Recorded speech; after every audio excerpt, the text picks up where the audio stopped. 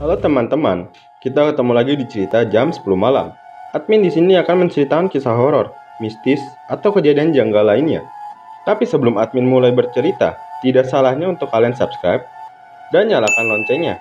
Apabila kalian suka konten ini, kalian bisa memberikan like di bawah.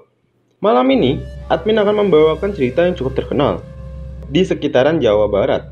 Kisah ini cukup terkenal di kalangan mahasiswa di salah satu kampus PTN ternama di Jawa Barat.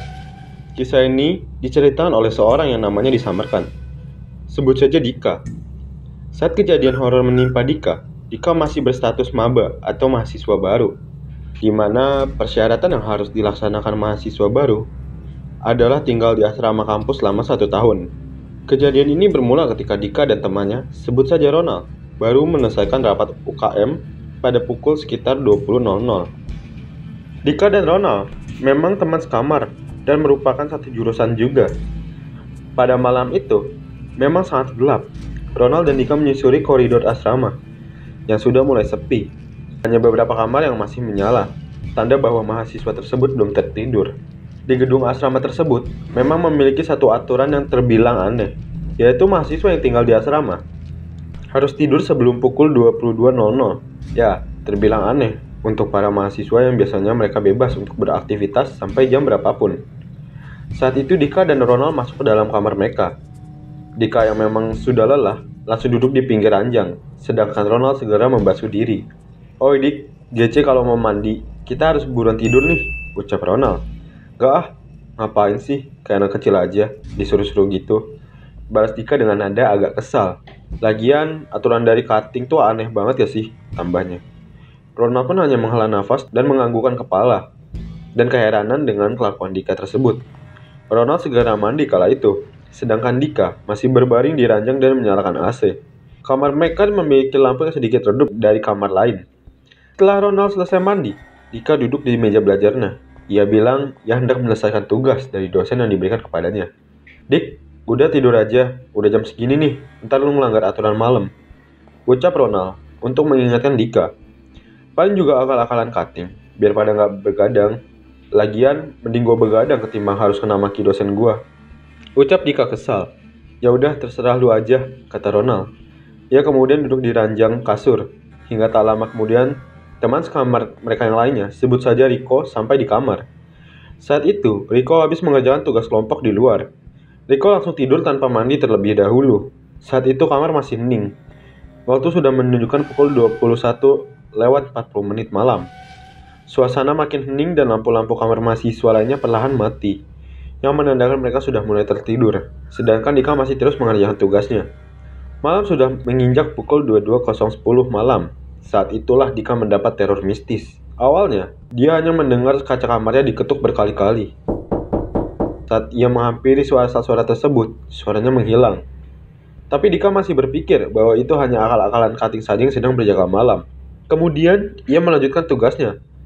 Baru ia duduk, hendak memulai pekerjaannya, ia melihat di depannya ada bayangan seseorang di jendela. Padahal, kamar Dika ada di lantai 4 gedung asrama tersebut. Dika masih menganggap ia hanya kelelahan.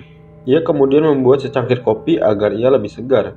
Kemudian, saat itu tiba-tiba lampu padam, dan sedikit berkedip beberapa kali. "Ini gedung udah tua gini, udah pada reyot kali ya?" sungut Dika, melihat kondisi kamarnya yang sangat tua. Kemudian terdengar suara pintu diketuk berkali-kali. Dika agak kesal dengan kejadian itu. Saat ia buka, ia tidak mendapati siapapun di depan kamarnya, ataupun di lorong itu, semuanya sepi dan gelap. Hanya kamarnya saja yang terlihat terang benderang. Kemudian ia bergegas menutup pintu kamar.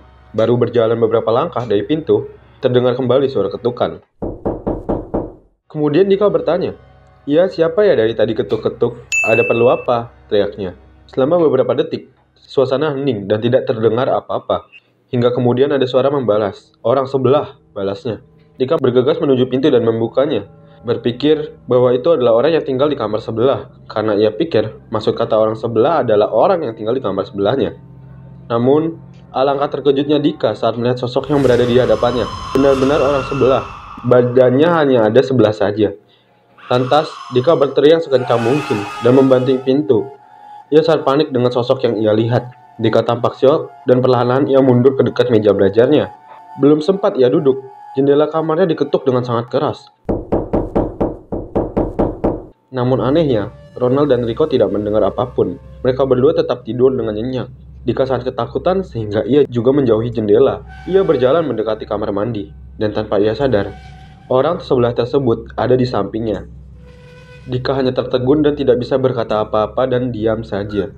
Sudah malam, manusia harus segera tidur, ucapnya. Semakin jelas, Dika semakin panik dengan apa yang ia dengar. Ia sedikit panik dan berlari ke arah pintu. Ia membuka pintu dengan harapan ia bisa lari dari situasi tersebut. Namun sayang, ketika pintu terbuka, orang sebelah itu ada di depan pintu. Seketika dia panik dan pingsan. Malam pukul 011, Ronald menjelaskan bahwa saat itu ia bangun dari tidurnya. Ronald pun punya kebiasaan minum di tengah malam. Saat bangun, Ronald mendapati Dika pingsan di depan pintu yang terbuka lebar. Ronald hanya menggerutu dan segera memindahkan Dika ke kasur. Kemudian, di dekat pintu Ronald melihat sesosok orang berkata, "Ini sudah malam, waktunya manusia untuk tidur." Saat itu Ronald mengira bahwa itu adalah kakak tingkat yang sedang berjaga. Hingga keesokan paginya Dika sadar dan memberitahu Ronald apa yang terjadi. Awalnya, Rico dan Ronald tidak percaya. Namun akhirnya mereka percaya saat melihat jejak darah di kamar mandi dan juga gagang pintu. Kisah tentang orang sebelah ini menjadi momok menakutkan bagi maba yang tinggal di asrama tersebut. Hingga mereka harus tidur di bawah jam 10 malam. Kisah ini sudah sangat terkenal di daerah Jawa Barat.